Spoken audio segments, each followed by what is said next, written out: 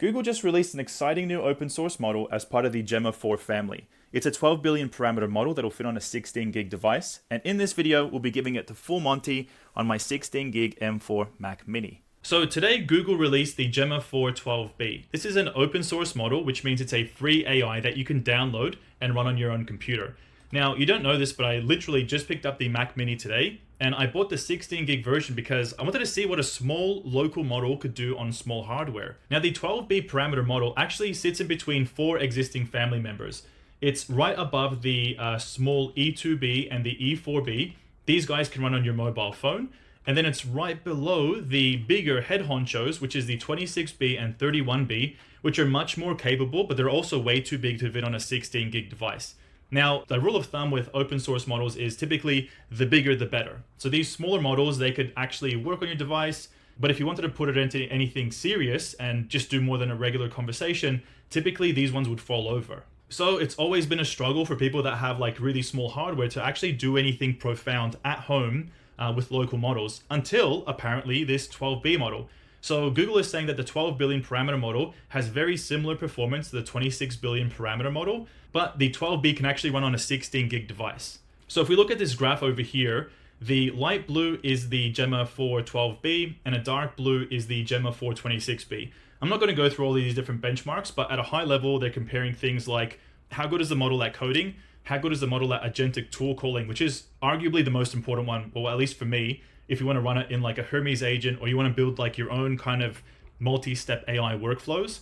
And then how good is it at reasoning as well? Like sometimes you want to have a conversation and you want the model to be smart and actually challenge ideas or like come up with like fresh new perspectives and things like this. So as you can see, the light blue bars are, in many cases within like 10% of the dark blue bar.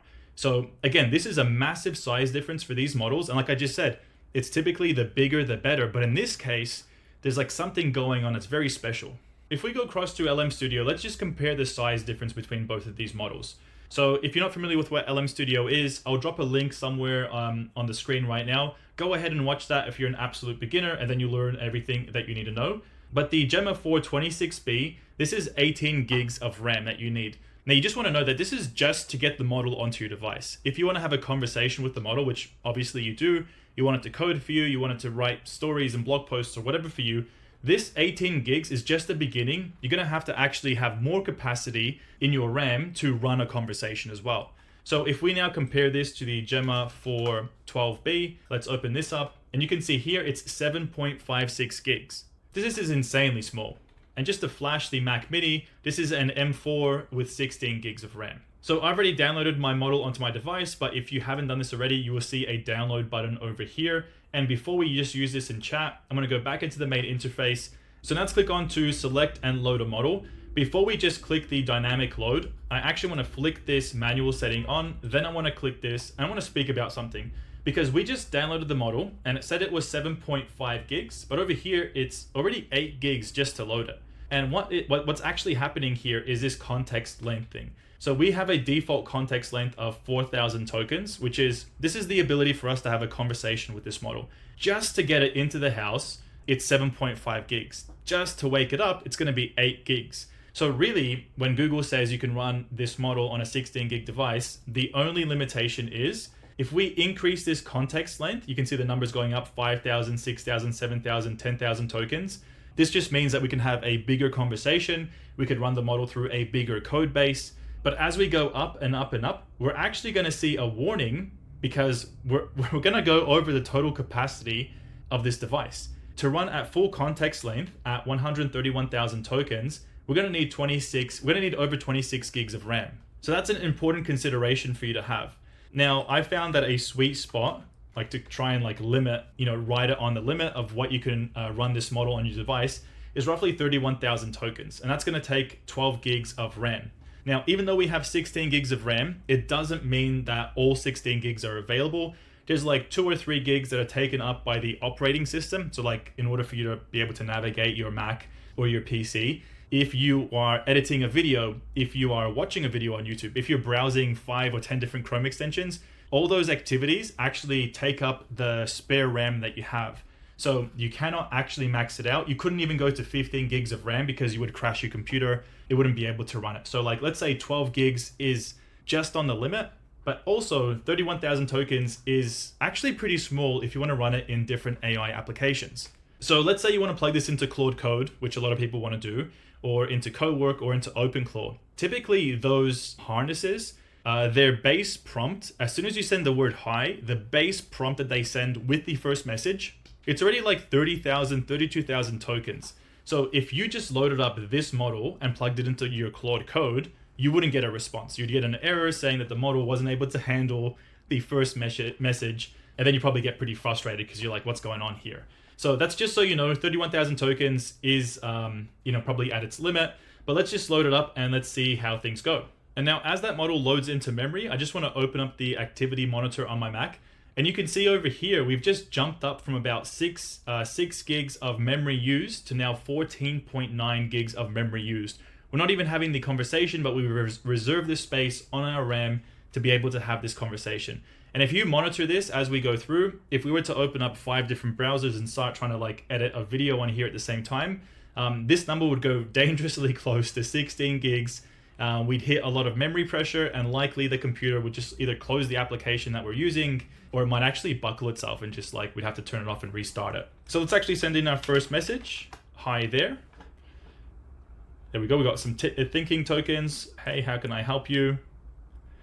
Option 2, it's going through the options of thinking nice. Hi, how can I help you? And we're at roughly, what is this, 11.69 tokens per second, which is not too bad.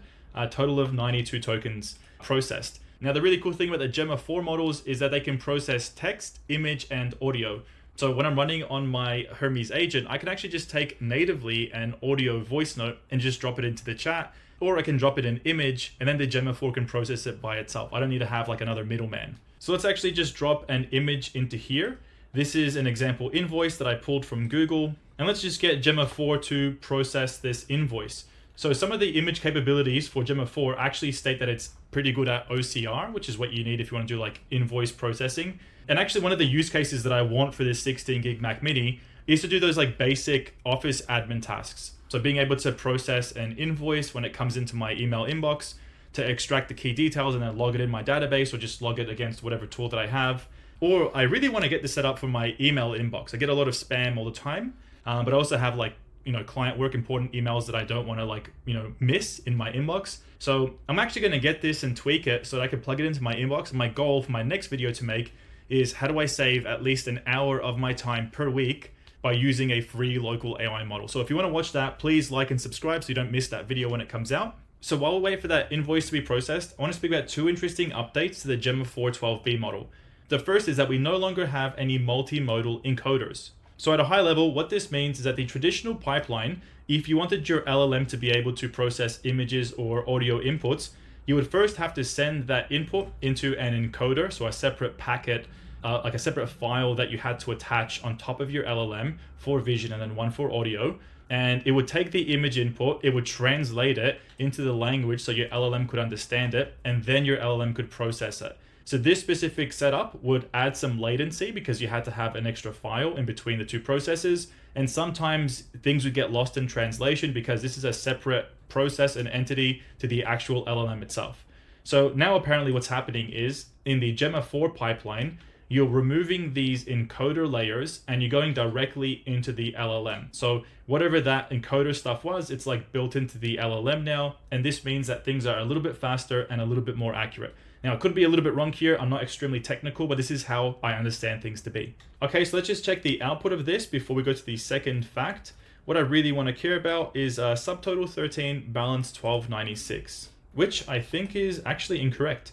Subtotal 13, balance 1298. So this is not accurate. Now, just so you know, when it comes to open source models, there are hundreds of models available for all different tasks. And Gemma 4, while it can do OCR, while it can look at images and kind of give you the extracted text, you get things like this, like just inaccuracies.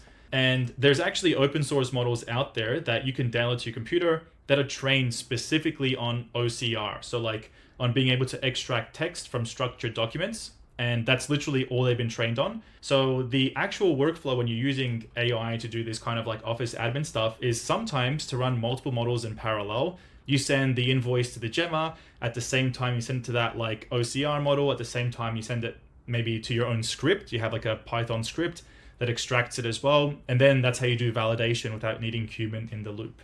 But assuming that this was accurate, I want to test the coding ability of Gemma 12b. So if this is your first time using LM Studio, what we get here is actually the ability to get our model. Instead of just using it inside this app, we can then build an application and then point the application into this app using this URL. And we can use AI on different parts of our computer. So if you wanted to build an email agent that reads your emails and you wanted it to live locally on your computer, you can just build an application that looks to this address and it's able to call the Gemma 4 model to like review the email and make a decision. So in our case, I'm going to use this URL to actually build an application where I can drop in the invoice. It goes across to Gemma. Gemma extracts the invoice and it returns, the extracted amounts. Let's just send this prompt across to our Gemma 4. Okay, so the second interesting update with the Gemma 4 12b is that it now has this thing called multi-token prediction. Okay, so at a very high level, in order for us to understand what MTP, multi-token prediction, is, we first have to understand what LLM inference is. And inference, this is the process by which when you send a message into your AI, that it's able to understand what you said and then generate a response and send it back to you.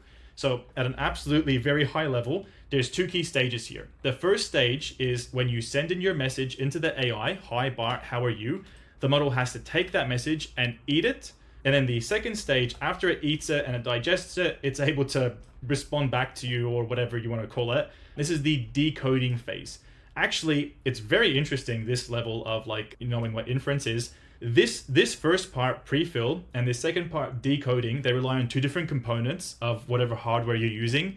Max in general, like I've got the M3 Ultra, very interestingly, super slow on the prefill, which means if I have a massive prompt, it takes forever to get processed, but faster on the decoding, which means that after it's ingested it and it's eaten it and it's able to generate that message pretty fast. MTP works in this decoding phase. It literally sticks here. It doesn't help with the speed of this. It actually just helps with the speed of this. And in terms of helping with the speed, as you can see here, there's some benchmarking, the E2B, E4B, 3126. Apparently you get speeds of up to 1.5, 1.8 times faster on generating your response. So what's really happening under the hood is there's like this smaller model that's shipped with the main model. So you have the main Gemma 12b, and then you have like a really, really small model that's just guessing or predicting what the next word could possibly be before the big model is doing it. So it's kind of like laying the foundation. Typically with these systems, you have like 60, 70% acceptance rate, which means whatever the little model says, it's typically pretty accurate. And the more accurate that little model is, the faster that you actually get a response. Because the big model doesn't have to spend so much time thinking about the next thing to say. That's a very, very high level, but that's where the speed up is. And that second stage, the decoding, the response generation phase. Anyway, so we're back to here. Now let's see what we've got. We have LM Studio is running, which we are running. The local server is active, which by the way, that just means that I can like turn this off where nothing can reach the model. Or I can turn it on and then I can reach the model with this URL. And then it's multimodal, which we do have because the Gemma is the image model as well. So let me just copy this code and let me go across to VS Code. I'm going to open up a new file and just call this new.html. And let's just paste what we had in.